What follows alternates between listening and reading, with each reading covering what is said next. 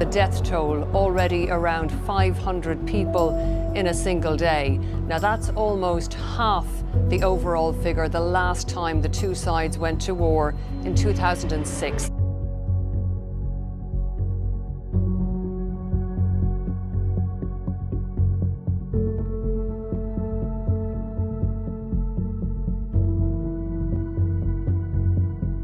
Hezbollah is too well dug in to drive it out using airstrikes alone. Creating a truly secure zone would require going in on the ground.